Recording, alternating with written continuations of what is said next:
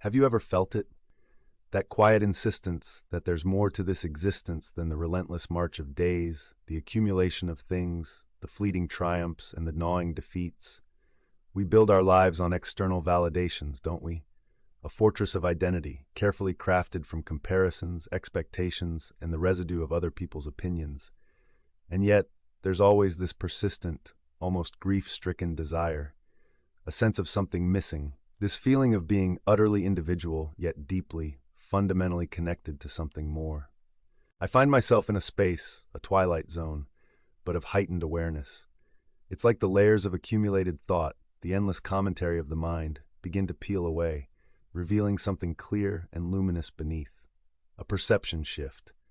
Suddenly, the chaotic rush of the city outside my window isn't just noise. It's a living, breathing organism, each sound a pulse, each distant siren a cry for attention. There's a perfection in its imperfection, a choreography in its chaos, seen not with the eyes but with a deeper faculty, a consciousness unburdened by the need to label, to judge, to criticize, just seeing, pure seeing. This is where the ego begins to pale, to thin at the edges like old parchment. The self that screams, "I am right," or "I am better," or "I am afraid," starts to recede. What is fear, truly? A shadow cast by an imagined future. What is judgment? A wall built to separate, to protect a fragile sense of self. To see beyond these confines, to feel the gentle erosion of the me that feels threatened or superior, is to taste freedom.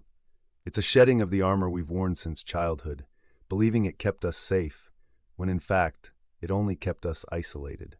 And in that space, once the ego's grip loosens, a torrent of something else rushes in. Not an emotion, not precisely, but a state of being. Universal love. Not the sentimental, romantic kind, but a profound, permeating current that connects everything. The old woman struggling with her groceries, the angry driver cutting me off, the silent tree standing sentinel in the park, the homeless person huddled in a doorway, they are not separate. They are interwoven threads, each a unique expression of the same fundamental essence. A deep surge of compassion overtakes me, an empathy that feels less like an act and more like a resonance. Their pain, their joy, their struggles, they echo within me because at a fundamental level there is no them and me, only us, only here, only now. This isn't just contemplation, it becomes a path, a transformation, not just of thought, but of my very nature. It's a conscious commitment to growth, an internal alchemy. I find myself drawn to moments of stillness. Meditation isn't a chore, it's a homecoming. A deliberate journey into the vast inner landscape where the chatter subsides and the soul's true voice can be heard. Mindfulness isn't a practice, it's the default setting. The taste of my morning tea, the texture of the keyboard beneath my fingers, the warmth of the sun on my skin, each sensation becomes a portal to the present, a sacred anchor. And from this depth, a natural impulse arises, service. Not out of obligation, but out of an overflowing heart.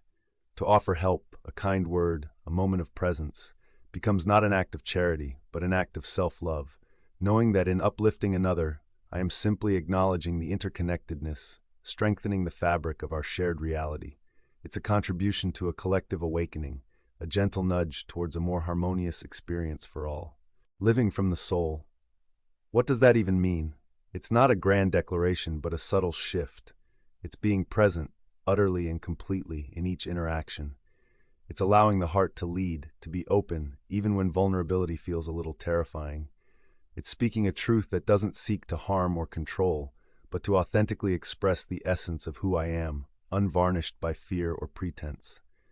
My decisions are no longer solely dictated by what I should do, but by what resonates with a deeper, more truthful knowing. It's like aligning an instrument, bringing its notes into perfect harmony with a universal rhythm. This journey isn't a destination, it's a continuous unfolding. It's cultivated through radical acceptance, working through the raw, thorny emotions like anger, sorrow, frustration, not by suppressing them, but by allowing them to surface, to be felt, and then with profound surrender, to dissolve into the present moment. No clinging, no resistance, just presence and endless self-reflection.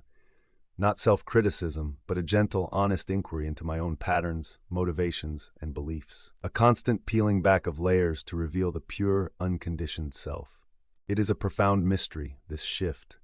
Yet it feels utterly natural, like remembering a language I once knew but had forgotten. It's an invitation extended to every single human being to awaken, to embody qualities that feel inherently divine, not as dogma from an ancient text, but as a universal potential, a blueprint for being that resides within the very core of our shared humanity. To touch this state is to realize that the sacred isn't out there, in some hallowed place, but here, within you, within me, right now, in every breath, in every moment. And in that knowing, the world itself transforms, becoming a vibrant, living testament to boundless love and infinite unity. What if you allowed yourself to remember? What then?